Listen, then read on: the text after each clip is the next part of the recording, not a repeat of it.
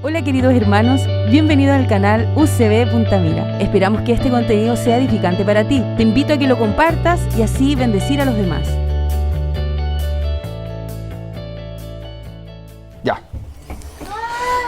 Entonces, hermanos, hoy, volviendo a las predicaciones, vamos a estar estudiando 1 Corintios 4, del versículo 6 al 13. Le voy a dar lectura, ¿sí? Para que me puedan seguir. 1 Corintios 4, del 6 al 13. Dice así: esto, hermanos, lo he aplicado en sentido figurado a mí mismo y a Apolos por amor a ustedes, para que nosotros aprendan a no sobrepasar lo que está escrito, para que ninguno de ustedes se vuelva arrogante, a favor del uno contra el otro. Porque, ¿quién te distingue? ¿Qué tienes que no recibiste? Y si lo recibiste, ¿por qué te jactas como si no lo hubieras recibido? Ya están saciados, ya se han hecho ricos, ya han llegado a reinar sin necesidad de nosotros. Ojalá hubieran llegado a reinar para que nosotros reináramos también con ustedes. Porque pienso que Dios ha exhibido a nosotros, los apóstoles, en último lugar, como sentenciados a muerte, porque hemos llegado a ser un espectáculo para el mundo, tanto para los ángeles como para los hombres.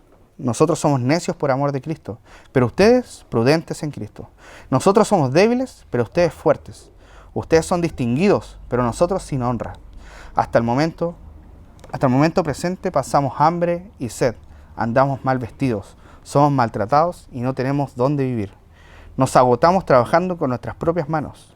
Cuando nos ultrajan, bendecimos. Cuando somos perseguidos, lo soportamos. Cuando hablan mal de nosotros, tratamos de reconciliar. Hemos llegado a ser hasta ahora la basura del mundo, el desecho de todo. Oremos. Señor, muchas gracias por tu palabra. Guíanos a poder entender lo que tú quieres enseñarnos esta mañana. Señor, sé tú hablando a través de mí y sé llegando a los corazones a las más profundas, Señor. Te lo pedimos todo en el nombre de Jesús. Amén. Vimos anteriormente Pablo cómo enfrentaba directamente los errores, por supuesto, los problemas y conflictos. Hemos visto hasta el momento cómo vemos la corrección de los pecados, de los conflictos, enfrentándolos hacia una mirada mucho más centrada en Cristo. ¿Dónde resolvemos los conflictos? En Cristo. A diferencia de cómo la localía de Corinto vivía sus propias vidas. Y en esta sección que ahora vamos a ver, Pablo siento que se sincera más, abre su corazón. Acá hay una corrección, pero desde el sentimiento, ¿no? Algo más profundo. Vemos que hay una reflexión personal y en comparación con lo anterior. Pablo se expone, vemos que se abre ante los corintios para moverlos hacia cambiarle la actitud que tienen, hacia una comparación entre cómo viven los corintios y cómo vive un apóstol. Y hoy vamos a estar viendo cómo tener la palabra de Dios como límite y entendiendo cómo la arrogancia trae división, pero el amor trae humildad. Teniendo la palabra de Dios como límite, la arrogancia trae división, el amor trae humildad. Y vamos a ver los primeros puntos. Cuidando el límite para no ser arrogante. Aquí en el versículo 6 dice: esto, hermanos, lo he aplicado en sentido figurado a mí mismo y a Apolo por amor a ustedes, para que nosotros aprendan a no sobrepasar lo que está escrito, para que ninguno de ustedes se vuelva arrogante, a favor del uno contra el otro. El versículo 6 dice: lo he explicado en sentido figurado. Ahora, ¿a quién? Dice Pablo: a mí mismo, a Pablo y a Apolo. ¿Qué viene explicando en sentido figurado? Según el contexto inmediato, viene desde el capítulo 3, 6 y 9, donde empezó a decir en sentido figurado que él era un agricultor. Uno siembra y el otro riega. ¿Y quién da el crecimiento? Dios. Luego en el versículo 3, el capítulo 3, del 10 al 15 nuevamente, hace otro sentido figurado. ¿De quién eran los constructores? El fundamento y quién sobreedificaba el fundamento, ¿se acuerdan? Y podrían con hojarasca, madera, heno, cosas que se quemaban, o cosas valiosas, oro, plata, ¿Se acuerdan de eso? Ahí está la otra comparación. Y en el capítulo 4, del 1 al 5, que lo vimos con Curtis, otra figura de comparación que eran servidores y administradores. Esta era otra figura. Servidores, ¿se acuerdan que era como esclavo? Lo enseñó Curtis. Ahora, Pablo había usado esas figuras para explicar y corregir ¿qué cosas? Las divisiones, ¿no? Sí, por supuesto que sí. Pero a causa de estas divisiones, Pablo ahora está explicando que se habían vuelto arrogantes. Arrogantes. Ahora, la arrogancia es falta de humildad. Cuando tú eres humilde no puedes ser arrogante, y cuando eres arrogante no puedes ser humilde. Y ahora vemos cómo los corintios, Pablo le hace el llamado a dejar de ser arrogante. Pero quienes tenían el derecho de sentirse orgullosos eran los apóstoles. Los apóstoles y los ministros que entregaban su vida para beneficiar a los creyentes. Y Pablo decía, ustedes están siendo arrogantes cuando el arrogante podríamos haber sido nosotros. Por todo el trabajo que estamos haciendo en ustedes y donde estamos. Pero no es la actitud de Pablo.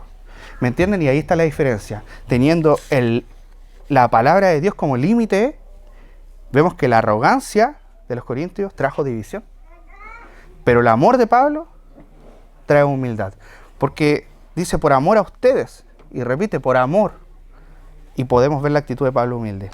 La falta de humildad se había apoderado de la iglesia de Corintio. Y Pablo dice, para que nosotros aprendan a no sobrepasar lo que está escrito. Pablo dice, me pongo en sentido figurado y no sobrepaso lo que está escrito. Un autor decía, este juicio carnal hizo de quienes eran siervos, puestos por Dios para beneficio de los creyentes, se convirtiesen en ídolos a quienes los seguían. Alguien también dijo que el ser humano era una fábrica de ídolos. Los habían dejado a los ídolos paganos y ahora tenían ídolos cristianos. Referentes, esos eran ídolos para él. Cuando Dios había puesto a estas personas para beneficio de la iglesia y lo habían estado transformando en algo pecaminoso. Y lo primero que vemos acá cuando dice no sobrepasar lo que está escrito, a mí me hizo mucho ruido. A no sobrepasar lo que está escrito. Y es interesante cuando los lectores de la carta vieron lo que está escrito, hace referencia a ellos al Antiguo Testamento. No tenían el Nuevo Testamento, como lo tenemos nosotros. Pero es interesante cómo ver a través de toda la Biblia, nosotros que tenemos el panorama completo, antiguo y nuevo, vemos como Dios siempre va enfrentando la soberbia, va enfrentando la arrogancia y hace que cada una de las personas miren su posición enfrente de Dios. ¿Quién eres tú? ¿Quién soy yo? ¿Y cómo deberíamos tener esa actitud? Vemos, por ejemplo, en Deuteronomio 7. Si quieren me acompañan. Deuteronomio 7, versículo 6. Le voy a dar lectura. Dice, porque, hablándole al Dios al pueblo de Israel, porque tú eres pueblo santo para el Señor tu Dios. El Señor tu Dios te ha escogido para ser pueblo suyo de entre todos los pueblos que están sobre la superficie de la tierra. Qué especiales somos. Qué especiales, ¿no? 7, Deuteronomio 7:7. Y el Señor no puso su amor en ustedes, ni los escogió por ser ustedes más numerosos que otro pueblo, pues eran el más pequeño de todos los pueblos. Más porque el Señor los amó y guardó el juramento que hizo a sus padres. El Señor los sacó con mano fuerte y los redimió de casa de servidumbre, de mano de Faraón y rey de Egipto. Y esta es una constante del pueblo de Israel, a través de que ellos siempre quisieron ser más de lo que eran, y el Señor le dijo, pero recuerda quién te sacó de Egipto. Recuerda quién es el poderoso y recuerda quién es el débil. Y todo lo que has hecho ha sido a través de mi mano, de la poderosa mano del Señor, por las promesas que he hecho.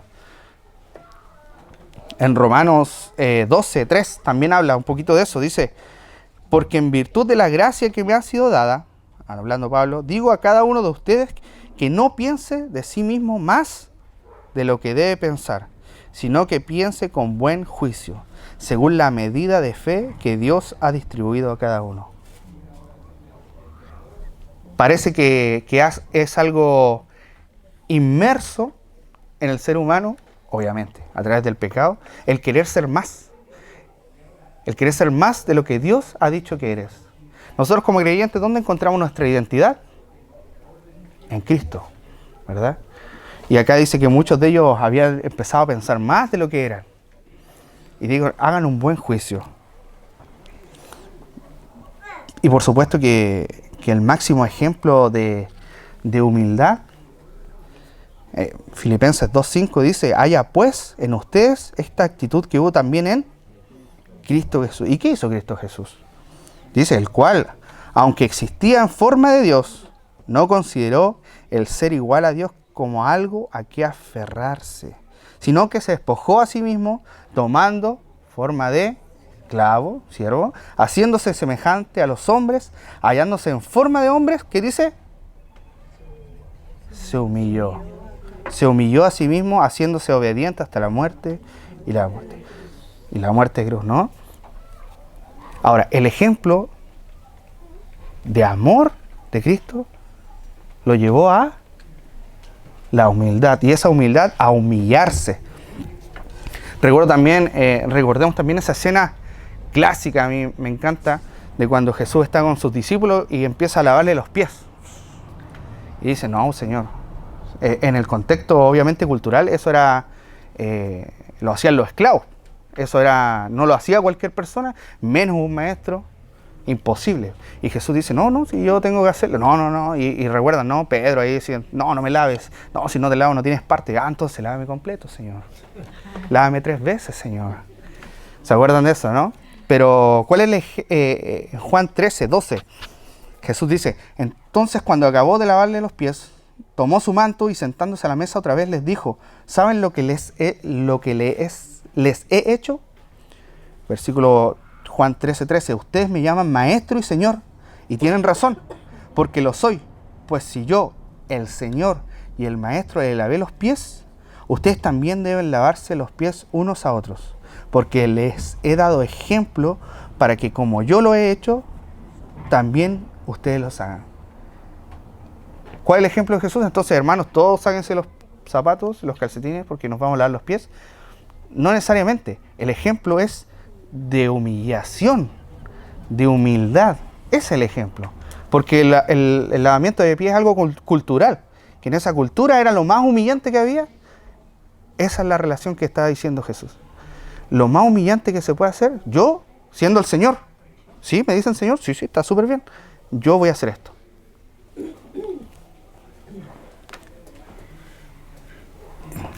No sobrepasar entonces lo escrito para no volverse arrogante. Y no es la falta de conocimiento, creo yo, lo que te vuelve arrogante, es pasar por encima de las escrituras y eventualmente te va a volver arrogante. Viajar por los límites escriturales. Porque la escritura de repente es tan clara, pero nosotros cuando pasamos esa claridad, empezamos a equivocarnos. Hay iglesias que levantan figuras humanas como grandes líderes y referentes que llegan a ser importantes, muy importantes y más que la escritura. Y no hablo de la iglesia católica, podríamos decir, sí. No, por aquí más cerquita. A veces estos referentes, sus consejos y opiniones son más importantes que la escritura. Aunque estén equivocados, como son personajes, muchas veces se le cree. Y muchas veces estos personajes se vuelven arrogantes, ¿no? Y nosotros tenemos esta tendencia de mirar a la persona humilde por debajo, obviamente. Si nos gusta, vean en Argentina a quién eligieron, al más humilde de los humildes. Por supuesto que no, ¿o no? Y a los políticos cuando tenemos que votar igual. ¿Quién el que destaca más es el más humilde? Si tú eres humilde no puedes ser político. Cambiémoslo de ángulo. En el deporte, el más humilde, ¿qué se dice? No, el que tiene más actitud, el que tiene más garra, el que demuestra. Incluso ahora dicen, sí, se ve que es arrogante en el juego. ¿Sí? ¿El humilde? No, el humilde está por debajo. Y el llamado es que nosotros seamos busquemos la humildad y la tengamos clara con no sobrepasar los bordes de la Biblia. Al entender lo que Cristo es y lo que nosotros somos en Cristo, tenemos una identidad y debería ser suficiente para cada uno de nosotros, ¿no? ¿Estar en Cristo es suficiente para usted? Para algunos no. Para algunos necesitan un poquitito más. Ese siervo Jesús crucificado, humillado, golpeado, es demasiado poco. ¿Que no le pasó eso también a los judíos? ¿Que no queremos un rey fuerte? ¿Que no queremos a alguien que venga a destrozar todo acá? El humilde no nos sirve. Nosotros debemos cuidar con la arrogancia. La arrogancia trae división, el amor trae humildad. Al menos en esta iglesia, nuestro referente no es Curtis. ¿No te ríes? En esta iglesia, Puntamira, nuestro referente no es el Dixon, mucho menos yo. Creo que nuestro referente debe ser Jesucristo. Y frente a Él vamos a entender cuál es nuestra posición. ¿Es muy lejano el referente? Por supuesto que sí. Por supuesto que sí. Pero es ahí donde tenemos que ir siendo transformados a la imagen de Curtis, siendo transformados a la imagen de Cristian Díaz. Gracias a Dios que no. Siendo transformados a la imagen de Cristo, de Jesús, a través de todas las herramientas que nos da su Espíritu Santo, la palabra de Dios. Amén. Y eso nos va a evitar, por supuesto, que ser arrogantes, porque estamos en los límites de la Biblia, en los límites de la Escritura. Ahora, en comparación, vemos el ejemplo arrogante de los corintios, en versículo 7. 1 Corintios 4, versículo 7. Porque ¿quién te distingue? ¿Qué tienes que no recibiste? Y si lo recibiste, ¿por qué te jactas como si no lo hubieras recibido? Ya están saciados, ya se han hecho ricos, ya han llegado a reinar sin necesidad de nosotros. Ojalá hubieran llegado a reinar para que nosotros reináramos también con ustedes. Esta iglesia, en su mente, la iglesia de Corintio, ya estaba en el siguiente nivel. Tenían a referentes, estaban viviendo abiertamente el cristianismo, con libertades, que después vamos a ver más adelante en Corintios, que llegaban a pecar y se jactaban de eso. Esta iglesia, decían, aparentemente no le falta nada, y eso que no le falta nada llegó a ser arrogante. Ojalá hubiesen llegado a reinar, dice Pablo, porque le recuerda que si ustedes llegaron a reinar y dicen que están viviendo en la plenitud en Cristo, nosotros también entonces, porque somos una sola iglesia, en distintos lugares. Por supuesto que hay iglesias locales, pero las promesas de Cristo para su iglesia son para todas las personas. Entonces Pablo dice que también son participantes de las bendiciones de la iglesia. Ahora la frase dice, ¿qué te diferencia de los demás? ¿Y qué tienes que no los haya recibido? ¿Por qué te jactas como si no lo hubieras recibido? Con estas preguntas retóricas, por supuesto, desafía al arrogante se diera cuenta que nada de lo que tenía era una posición de privilegio. Debían decir honestamente que todo lo que tenían era dado, porque cuando estás endeudado, sobre todo con Dios, solo queda alabar. ¿Quién podría pagarle a Dios todo lo que Él nos ha dado? Pero si eres arrogante, pierden el fundamento. Y los hermanos de Corintio habían perdido el fundamento. Habían vuelto arrogantes, se habían olvidado de que todo lo que habían recibido era de Dios. Si Dios concede su gracia, su pueblo se convierte en el recipiente de incontables bendiciones. Al depender completamente de Dios, nunca diremos que los bienes que tenemos son por nuestro propio esfuerzo. Yo creo que a nosotros se nos hace un poquitito más fácil, ¿no? Estuvimos tanto tiempo esperando quizás un lugar y de repente vemos que la mano poderosa solamente de Dios mueve y nos ha entregado este lugar. Entendemos qué bendición, pero quizás vamos a llegar a otro momento donde vamos a estar en otra etapa de nuestra iglesia y donde nos vamos a olvidar quizás así como el pueblo de Israel, ¿de dónde nos ha sacado? De la tierra de Egipto. Dixon. Nah. Lo sabías. Nos sacó de Babilonia. No, pero quizás más adelante como iglesia nos olvidemos de este momento que estamos viviendo. Por eso cada vez que estoy acá y me toca orar, doy gracias porque recuerdo las conversaciones, recuerdo cuán angustiante era buscar un terreno que queremos construir y luego estamos acá recibiendo la bendición. ¿Quién podría ser arrogante de eso? ¿Quién podría subirse y decir esto, bueno, gracias al esfuerzo de todos nosotros, hermanos? Por supuesto que hay un esfuerzo de todos nosotros en que somos fieles en pagar, pero el Señor nos dio este lugar cuando en tiempos era imposible. Imposible, literalmente. Lamentablemente en la iglesia el orgullo personal se manifiesta especialmente en aquellos que, llamándose sanos en la fe, muestran la grave enfermedad de la arrogancia. Es necesario entender que en la obra solo caben los siervos y sobran los grandes, porque Dios resiste al soberbio y da gracia al humilde, decía un autor. Solo caben siervos y el que quiera ser grande nos sobra. Si todos somos siervos y alguien dice, bueno, yo quiero ser el grande, sí, es que la comparativa es Cristo. ¿Está ahí a esa altura? ¿Estás a esa altura? No. Versículo 8 dice, ya están saciados, ya se han hecho ricos, ya han llegado a reinar sin necesidad de nosotros. Ojalá hubieran llegado a reinar para que nosotros reináramos también con ustedes. Obviamente hay un poco de sarcasmo en estas frases, ¿no? Los corintios pensaban que en esta carrera de la fe ya iban por delante, que estaban viviendo en la plenitud, que cuando Pablo sabe que no, ¿por qué? Por la misma vida que está viviendo, en aflicciones, y que lo vamos a ver después en los versículos anteriores, los que vienen. Pablo sabe que el trabajo aún no se termina porque aún están predicando y sufriendo por el Evangelio. Un autor decía, estaban reinando en su propio criterio. Mientras Pablo tenía con mayor gloria ser esclavo de Cristo, ellos querían ser reyes. En la cultura esa de iglesia, habían llegado, creo que ninguna iglesia comienza siendo arrogante. A menos que, no, ninguna empieza siendo arrogante.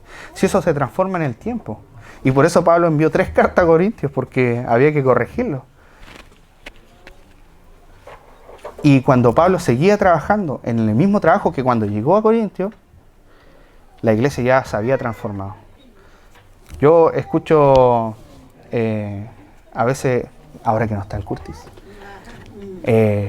comentarios de a veces que el pastor cuando salió de su país a misionar, hizo las visitas a la iglesia y después cuando fue hace poquitito de nuevo a hacer una gira, la iglesia habían cambiado. En algunas decía que está la hermana Diana, ¿verdad? Perdón, me está escuchando. Pero en algunos decían que incluso el pastor ahí con terno y corbata se sentía incómodo porque ya habían cambiado. Y algunas que iba así, algunos eran más, algunos les cambiaban no, que esta es la única versión que predicamos de la palabra. Y me acordaba de esa historia mientras repasaba esto, de que cómo cambia la iglesia, va avanzando, y quizás nosotros no nos damos cuenta. Y la persona que está trabajando como misionero y que planta iglesias constantemente con el mismo fundamento, puede ver que a la larga se transforma. Podríamos pensar que entonces que somos, quizás podríamos caer en lo mismo que los corintios. Quizás terminamos el techo, adaptamos la sala y podríamos haber terminado el trabajo de la iglesia. Y de ahí en adelante empezamos a ponernos arrogantes. Quizás luego nos encerremos cuando terminemos de construir, porque obviamente hay deficiencias que están a la vista, pero cuando terminemos de construir lo que nuestros ojos satisfacen, quizás nos encerremos de 11 a 12 cada domingo y eso sería todo por el trabajo del Señor. Quizás más de alguno dice, no, es que vamos a llegar a la meta que es tener esto, tener una casa pastoral, tener un terreno, un campamento, y de ahí nos demos cuenta de todo lo grande que tenemos. Qué fácil es perder la visión, ¿no? No, y no digo que está mal tener esas cosas, porque, por favor, escuchamos el testimonio de 3 chicos, la bendición que es tener un campamento. No podría negarlo. Pero es cuando nos desenfocamos de la mirada y nos volvemos arrogantes y perdemos el amor que nos lleva a la humildad. La obra del Señor se termina cuando Él venga. Y por mientras debemos seguir haciendo discípulos a la imagen de Cristo. Recuerdo que esta historia de Corintio, que ellos habían llegado al clímax de su iglesia, ya no tocaron el techo. El techo de la iglesia, me recuerdo una historia de un misionero, lo leí por ahí, que el misionero había estado trabajando 45 años en misiones y después llegó a Estados Unidos. Y llegó en barco, así leía la historia. Y cuando llegó en barco, habían estado 45, habían plantado tantas iglesias, habían convertido tantos hermanos, era un currículo impresionante. Y cuando llegaban en el barco, se dieron cuenta que en el muelle había mucha gente esperándolo ahí, decía bienvenido, le estaban aplaudiendo y todo. Y cuando se bajó, se dio cuenta que no era para él. Venía una persona famosa en el barco y se frustró. Esta persona contaba la historia que estuvo mal, le pegó muy duro esa... De verdad se había ilusionado de que esos aplausos eran para él. Había estado después, había tratado de ir a visitar alguna iglesia y ninguna se adaptaba a lo que él había hecho. Y estuvo mucho tiempo así, desanimado. Y yo dije, qué triste historia. Como ojalá que tenga un desenlace bonito. Y hasta que dice que él reflexionó y un día con mucha oración y entendiendo la escritura, volviendo a leer, volviendo a estudiar, se dio cuenta que esos aplausos, que ese recibimiento, sí lo va a tener, pero no en esta vida. Esos aplausos se reciben cuando lleguemos al cielo y le diga al Señor, siervo fiel, sobre poco has sido fiel, sobre mucho te pondré. Pensó que quizás volver a su país era la forma de decir, bueno, terminé el trabajo. Y cuando la verdad dice que, de la Biblia dice que no, el trabajo se termina cuando nos vamos de este mundo. Mientras estemos acá tenemos un propósito. Y recordaba la historia de Corintios, que quizás habían llegado, sí, lo logramos todo. Cambiamos, imagínense que cambiamos a las diosas afroditas por el cristianismo. ¿Qué más que podemos llegar a hacer? No, mientras haya vida, seguimos siendo siervos del Señor. Me imagino que Pablo, imagínense el amor de Pablo de escuchar estas noticias de Corintios, al escribir esta carta, y además los hermanos de Corintios eran arrogantes, lo estaban despreciando un poquitito por ser apóstol, porque habían bandos que sí lo querían, pero había bandos que no los querían, y él recibiendo latigazos, con hambre, con frío, y escuchando a los hermanos se habían vuelto arrogantes. Por eso, teniendo la palabra de Dios como límite, recordemos que la arrogancia trae división y el amor trae humildad. Versículo 6 decía que lo hacía. El versículo 4 me recuerdo que decía que lo hacía por amor. Y avanzando al 6, porque pienso que Dios nos ha exhibido a nosotros los apóstoles, en último lugar, como a sentenciados a muerte, porque hemos llegado a ser un espectáculo para el mundo, tanto para los ángeles como para los hombres. Cuenta la historia que los generales romanos, cuando habían tenido una victoria grande y querían llegar a la ciudad, hacían como una... Lo estoy explicando yo con palabras, por favor, los profesores de historia no me reten. Pero llegaban haciendo como un gran circo, una gran caravana, era una cosa con mucha faramaya. Llegaba el general con todas sus tropas, y dentro de esas tropas los generales traían prisioneros de guerra. Y prisioneros de guerra con importancia, obviamente. Eran generales que habían capturado o reyes que habían capturado.